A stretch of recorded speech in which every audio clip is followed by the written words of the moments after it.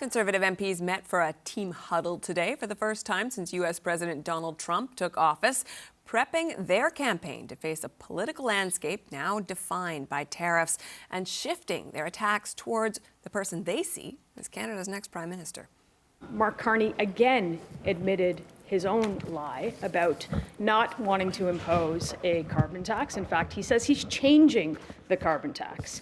Carbon tax Carney's failure to provide any transparency to Canadians about his financial interests for half a decade while he's been advising the Carney-Trudeau Liberal government.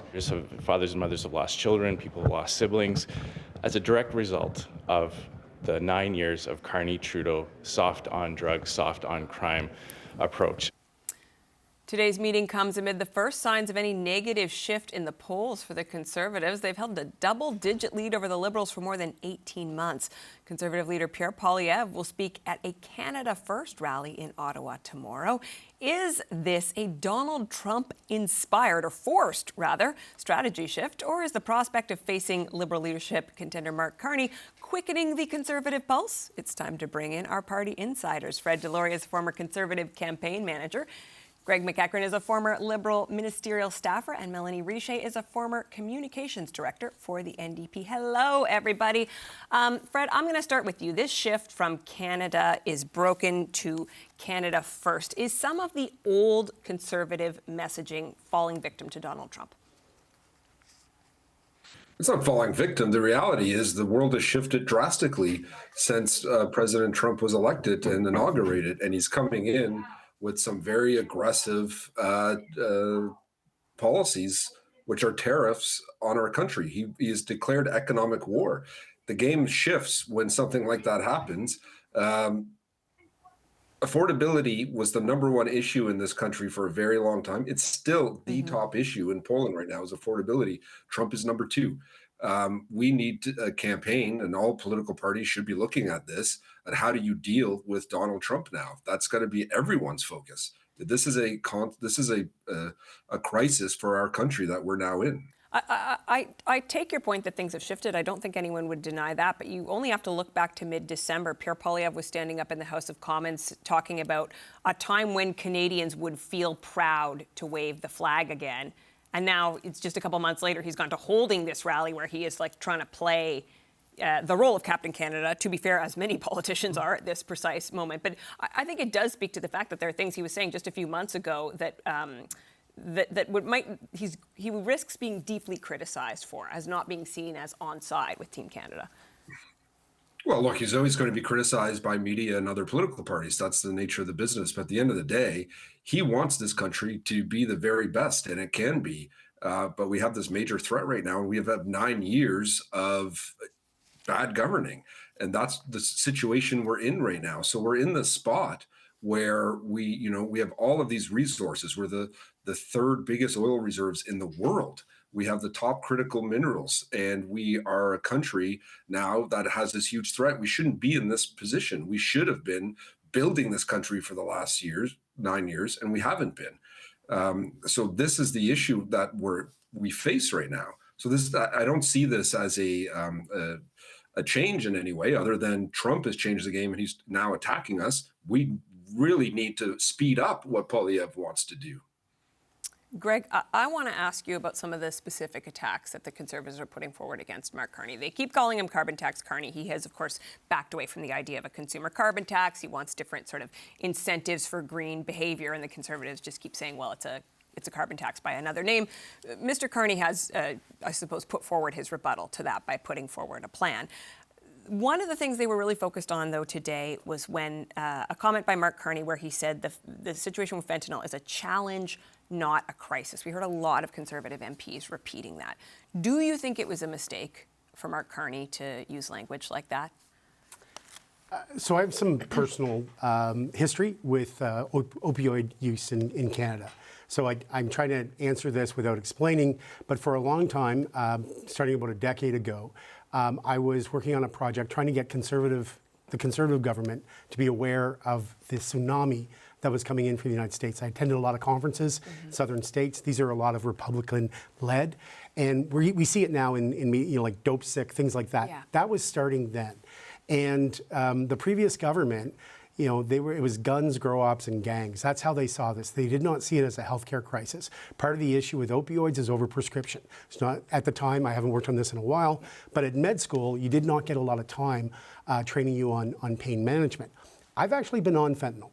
I had a back injury so bad that I was pulled out of a hotel. I'd been in bed for 2 days because I could not move. Wow. And I refused fentanyl in the ambulance.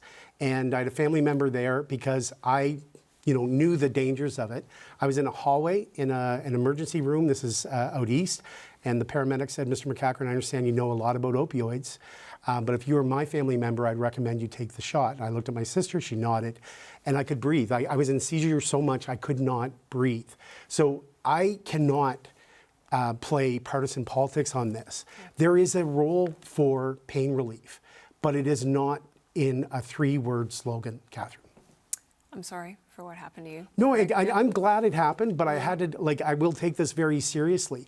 And I was prescribed other medication and which I did not want to take, and I only took for a short period of time, because these are very powerful drugs. Okay, so I will ask you, the conversation around fentanyl is a big part of the political conversation in Canada. What is the best path to having an intelligent conversation about this important issue at a time where passions are so high? Not what we just saw.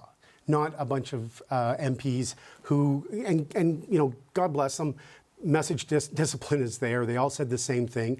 It sounds a little silly when you see it like back to back to back. Mm-hmm. They were obviously told to go out and say that. But, I remember... And I will say, they may very well believe it. Like, having spoken to MPs across all parties, I know there's a feeling amongst some Conservatives that they, obviously they believe in the path that they're advocating for. They feel like they've been very vocal about this for a long time.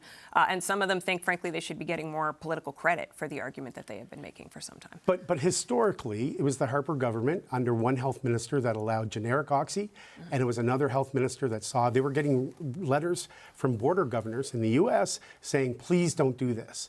And we're going back to 2014 there. So if we're going to have a serious conversation, then it has to be a serious conversation. Okay. Mel, it feels a bit strange to pivot to something that is so firmly focused on the polls right now, but I do think it's important to get you to weigh in on something we heard David Coletto say before, which is that even as the political environment is shifting right now, the news for the NDP is not very good in all of this, right? They haven't sort of seized the moment. And in fact, he said, when you look at the numbers, and again, we're trying to, particularly as we find ourselves on the cusp of a federal election, but always at the CBC, we're trying to be very thoughtful about how we talk about polls, variety of methodology, variety of reports. They all show a shift. Abacus data finding that in particular, David was saying, like, things could be catastrophic for the NDP if Mark Carney were to come in based on the numbers they see right now. Just talk to me a little bit about what, if anything, the NDP can do to try to climb out of that moment. Right. Well, maybe I'll start with my first election campaign as Director of Communication was in 2019, and I was told repeatedly that we were going to go down to 0 seats, and we didn't. So the things are really bad for the NDP is a story that comes and goes. Hopefully it goes this time. But anyways, I think there's an opportunity here actually for the NDP with if Mark Carney does become leader. I think there's always a bit of a bump when there's a leadership race and a bit of a void for other parties. We saw Pierre Poilievre kind of take hold of the narrative for the last 18 months, and he has not been able to guide or lead on what's going on in Canada since President Trump was elected. So I do think between the leadership race for the Liberals and what's happening south of the border, it's hard to take up some space. But where I think there is an opportunity is if Mark Carney is the person standing at the end of this, it's making sure that you frame him for exactly who he is. If you are worried... Which is a central banker. Yeah, which is a central banker who, him and his wife, I think I mentioned this last week, mentioned about how on a $1 million pound, I don't know how you would say that, salary, they were having a hard time finding housing, like so disconnected from the reality of regular people. And when we looked at the Abacus polling earlier, the cost of living is still the number one thing. Yeah.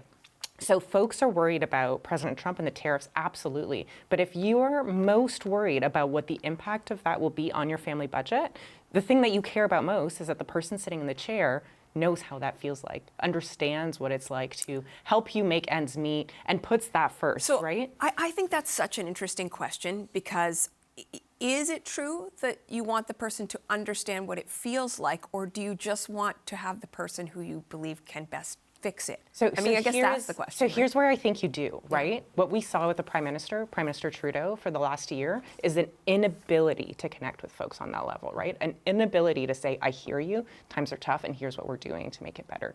What we've heard from Carney in this leadership race is not, we're going to put the supports in place to make sure that people have them when they need them. It's actually the opposite of that. It's saying stuff like, we think the GST tax break was a mistake. So when cost of living and affordability is your number one thing, I don't think that that's the guy that's going to make my life more affordable. The case he's making, though, is I've been through crises, right? Like, he's pointing to his past experience and saying, I know how to navigate in a crisis. So I guess it is the push-pull around those very questions, right? Like, you're understanding what I'm going through versus you're arguing you have the tools. So I think there's actually two things there, and where I think it's still an opportunity for the NDP, actually, because what it does is, in the absence of Prime Minister Trudeau in the last little bit, there seem to be a lot of folks thinking that there's missing some seriousness there. And I think that is a conversation that plays out a lot with Liberal Conservative voters. It's not necessarily a orange-blue or orange-red conversation. So what that forces the Conservatives to do is to match him there. So then the only people talking about affordability is an opportunity for the NDP and to take up that space and own it when they've had a little bit of a challenge there with the Conservatives. So I do think actually on both those frames, it's an opportunity for the NDP to step in. Interesting. Fred, this new Conservative attack ad against Mark Carney, one thing that struck me about it is that the first thing you see in it is a picture of Donald Trump. They are making the case that Carney will help Donald Trump because of his policies. In fact, the ad goes so far as to suggest that Justin Trudeau and Mark Carney have sold out Canada, which I think is some pretty heated language. I wonder how credible that argument is going to be when it's clear that everybody in the country right now is sort of all rallying around the flag.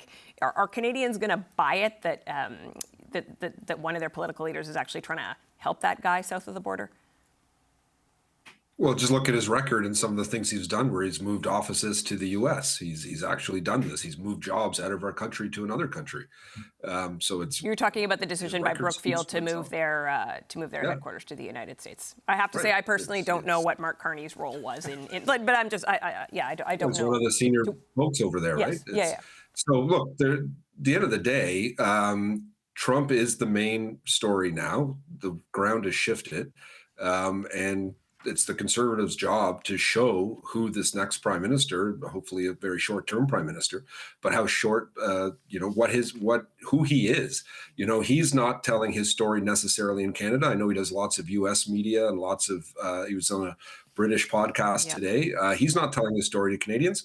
So at the end of the day, it's Conservatives' jobs to inform them of who Carney is, and I think they're doing an effective job. They're going to put out. It's a big ad buy. It's going to be this ad plus a positive one, which you typically do. And I think a lot of Canadians are going to see these ads and they're going to see who he is and be introduced to him because he's not introducing himself right now. So the Conservatives are going to. I wonder if we'll be able to tell the difference between this ad and the positive one, because this is not Pierre Poilievre's. This is not his area. He likes to attack. He likes to insult, and that's why they're in this situation right now. I I thoued that ad today, and I thought this kind of. I'll jump back in, Greg. It looked like desperation. Okay. Time out. So Fred didn't quite finish his thought. He'll finish, and we'll let Greg finish his thought. So go ahead, Fred. So, the biggest ad spend in Canadian history on a positive ad was Pierre Poilievre introducing himself and his family. So he is good at this. He is telling that proud Canadian story of what this country can be. He's done it before, and I think he's going to do it again. We have that big rally coming up this weekend that I think is going to be significant. I think we're going to see a lot of great coverage and a great story coming from this about what Canada can be now. Okay, so Greg, I want to hear you on this, but we're almost out of time, and I do want to hear you on this principal question of whether Mark Carney needs to be doing more to introduce himself to Canadians or run the risk of having the Conservatives make a case against him. Fred raises a good point about those positive ads, because I was speaking to somebody today about political marketing, and they talked about how they ran those ads for a short period of time and dropped them. Remember, he was doing the puzzle with the kids? We haven't seen that side of him for a long time. They dropped it. We talked $3 million ad buy. Okay, $3 million we talked about it last year on it. To your question about Carney and media, I noticed this week he did a number of media availabilities. I would suggest it's like this, and I think some people, including perhaps Mr. Cochrane last week, where I said, he doesn't, if he was here, he would need to be here. What I mean by that is this is a short leadership, and he's got to get around to the places he needs to get around. I'm not defending that. That's a choice that they've made. Mm-hmm. I would, and as I said last week, I love it here. I think he should be here. This is a great place to tell your story. Yeah. But, it's a little rich. Pierre Poilievre sits down with Jordan Peterson and Candice Malcolm. He doesn't come into this place, and he keeps his MPs. They're Canadian. He actually prevents his MPs from coming in this room. As an MP, that would bother me. I will say, I'm not talking about media appearances. I'm talking about someone who is generally running a front-runners campaign and, putting a finite amount of policy in the window. The front-runners campaign would be what Pierre Poilievre has been running for the last 2 years. In just under 1 month, Liberal Party supporters will choose their next leader.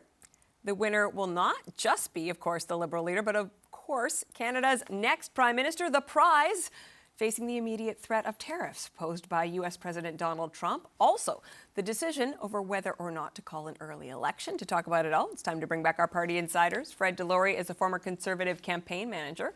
Greg McEachran is a former Liberal ministerial staffer, and Melanie Richer is a former communications director for the NDP. Greg, we spent a lot of time talking about Mark Carney in that last block, so I want to talk a little bit about Chrystia Freeland. She's put out a lot of policy, releases, certainly compared to most of her competitors, perhaps all. She's really leaning in on Donald Trump, which is something we sort of saw at the beginning of this campaign. Do you think there is any sign that those moves are working for her? There is no data that I see. I don't see a lot of endorsements. I think she had a challenge with caucus relations, perhaps not to the extent of the Prime Minister, but I've heard some stories about her fellow caucus MPs not knowing her all that well, feeling that there's some distance. Although I'm neutral, I've been on this panel now for 2 years. Mel and Fred would be very, familiar that I've been critical of Freeland's communication style, and there's evidence of this where it cost the government. The Disney Plus example, there is data there. The number of the Freedom of Information requests with the number of emails and contact on that. So I think this is a challenge for her. It troubles me because she's extraordinarily intelligent. She has a ton of experience, but I feel like she was not reading the room for a long time. I think we see this in this leadership, where, the Conservatives turned on their carbon tax very early on, did it quickly, ripped the Band-Aid off. Mm-hmm. Liberals continued to defend it despite hearing in caucus, and then Minister Freeland would be here in that same room and hearing the same thing from those MPs. There's so much in this leadership race that really validates a lot of backbenchers' experiences and what they were trying to tell the Prime Minister, the Prime Minister's office and cabinet. Mel, we're just over a week away from the leadership debates, French and English. We just found out the dates this week. Do you see a world where they could play a significant role in shaking up this race, or does it feel like things are starting to be set? Right. I'm of two minds there. And the reason that I'm of two minds is because two things are kind of happening right now. Obviously, yes, we're going through a Liberal leadership race, but you're staring at an election max a month and a half, right? Mm-hmm. So you're also having to take the opportunity to talk to Canadians. And I think if I was a Liberal member, I would want somebody who can speak to Canadians that Canadians understand and that Canadians know. Who'd they be willing to place their trust behind? So it's hard to see how that could change in that conversation outside of somebody being a really good communicator, right? Because that has been the big challenge of the Liberal government. You mentioned it. So are you very politely saying you don't think things will change because you agree with Greg that she's not a great communicator? She's not a great communicator at all, right? Mm-hmm. Every time that she tries, you mentioned the Disney Plus comment. I remember us being around the table for the fall economic statement, and David asked the question, people are worried that they're not going to be able to pay their mortgages because they're having to renew their mortgages. And the response was, well, we've got a legislation that's going to do absolutely nothing on that, but you're going to love it because it's awesome here. And can you imagine thinking through whether or not I'd be able to keep my house and hearing that? It was just like, oh my goodness, the tone deafness it's not a real word, but anyways, it was just so blatant and difficult. So I don't see how that could change. I know, Karina Gould is a better communicator, so maybe that's an opportunity for Karina Gould to show a little bit more strength, and maybe it's an opportunity for her to take more room in that leadership race. But all we're hearing all the time, the polling about how Mark Carney could be 37 with Pierre Poilievre, I would have a hard time not voting for him based on the fact that you see a path as a Liberal, and obviously you'd want to stop Pierre Poilievre. So yeah, hard to see how things change. Fred, one thing I'm interested in is, one thing that makes this race special is, as we were saying at the beginning, the prize at the end of it. It isn't just leadership, it's becoming Prime Minister. Yeah. There's this sort of tradition in political strategy. You're running a frontrunner's campaign. You don't put out too much policy. I seem to remember that the candidate you were representing that was a big fan of policy, actually, Aaron O'Toole. I think you guys were trying to rein him in from putting out too much policy. But how much policy do you think the Liberal candidates have an obligation to put on the table, given that few weeks' time, they are Prime Minister? Like, where's the push and pull between what's strategically smart and a sort of like obligation to Canadians to let them know what you stand for?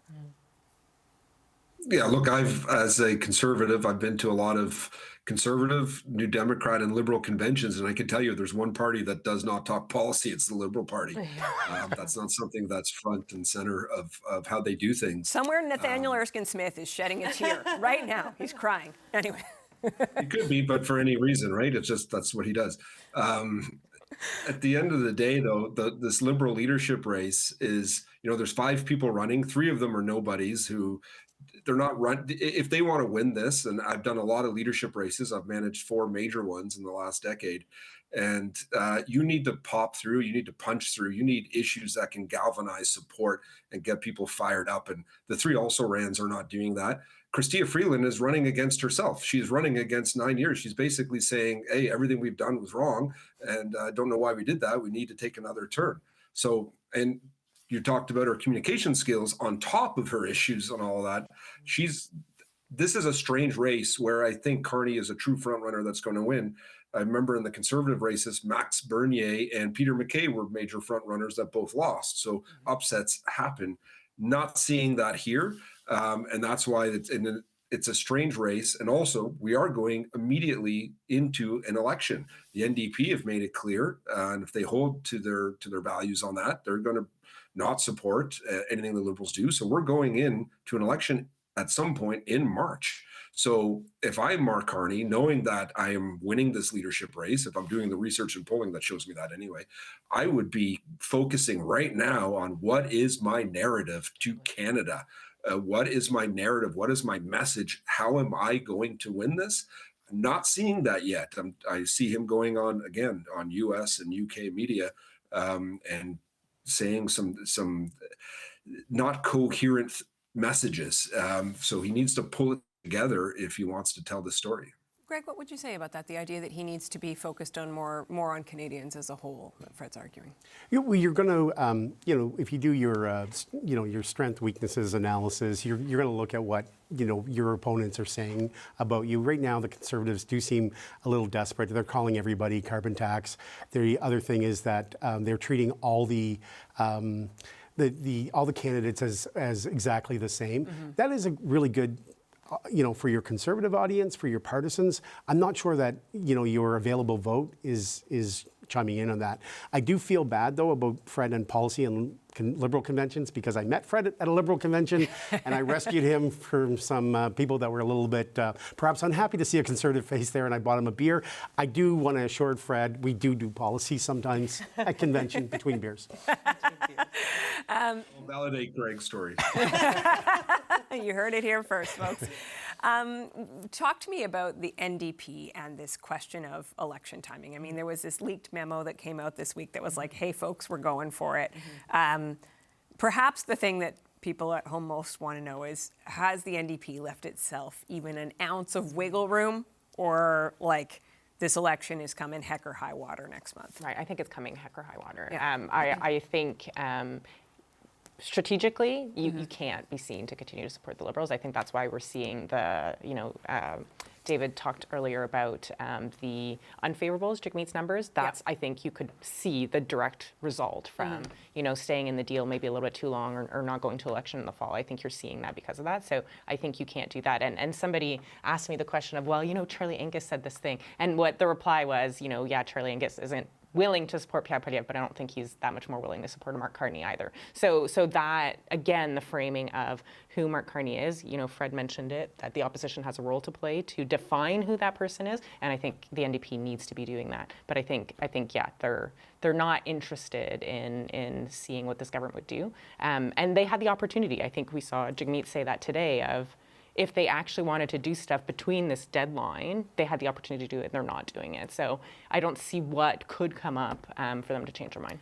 I wonder, it's interesting because, of course, people had very strong feelings about Justin Trudeau, have very strong feelings about Justin Trudeau, and they won't get to make those feelings heard at the ballot box directly by, choosing his Liberal Party or not. Right. Do you think there's a risk, though, Jagmeet Singh was around for the supply and confidence agreement. Do you think there's a risk that the NDP, even though Trudeau isn't around, sort of has to deal with some flack for supporting that government, or do you think it's going to be all Donald Trump and people are just looking ahead? Yeah, I don't think so. And the reason I don't think so is, why would the Liberals go up in the polls, right?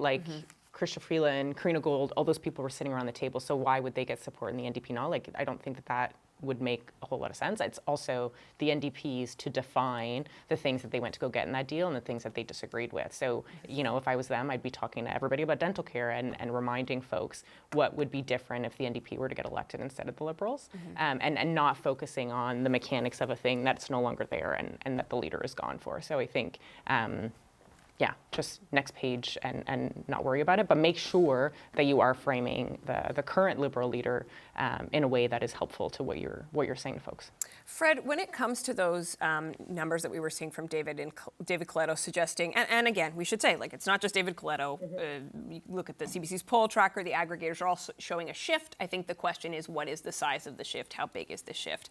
How much should the Conservatives be sweating about this Liberal leadership race? Obviously nobody wants to lose ground. How big is the risk in your mind? Look, the Liberals were never going to go lower to what Trudeau brought them to. We all knew that. We knew when he left that there would be a bump of some sort. There'd be a dead cat bounce, maybe. They're going to go up. But at the end of the day, Carney's not at John Turner or Kim Campbell levels yet, as I mentioned last week. He's not there. Kim Campbell took a big lead at one point. But at the end of the day, the Liberal brand is so tarnished after 9 years, and it's hard. And it's not just any government that's been in that long. They've gone through 3 governments, 3 elections. It's hard to maintain, and there's just, people want change. And Carney has linked himself so much to Trudeau, and Trudeau linked to him, that there's a story to tell that he is not the change Canadians want. Trump changes the game, though. There's no question that is a new issue everyone has to deal with, and that's going to be a big part of the next election. Greg, I think one of the questions for the Liberals is, to what extent is there room for them to be excited about possibility and growth and a new message and a new political landscape, even if it's a very challenging one, versus a scenario where this is a Kamala Harris moment, right? That the people within the movement are feeling very energized. It feels like new things are possible, but the population at large is very much like, listen, you guys, you don't understand how I feel about you. My intentions are elsewhere. Yeah, I did some digging on the Ecos polling today, and in terms of the way Fred phrased it, the dead cat bounce.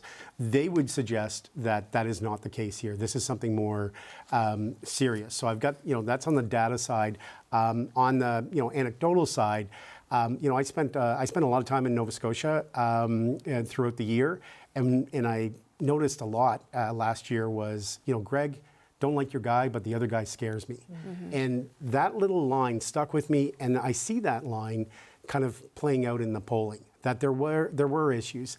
And when they didn't make hay when the sun was shining, the Conservatives, continued to be very, the attack style. So this is why this pivot, to trying to embrace patriotism. I mean, look, we talked about Pierre Poilievre being at the border protest. He stood next to an F. Trudeau flag. We look at the convoy here.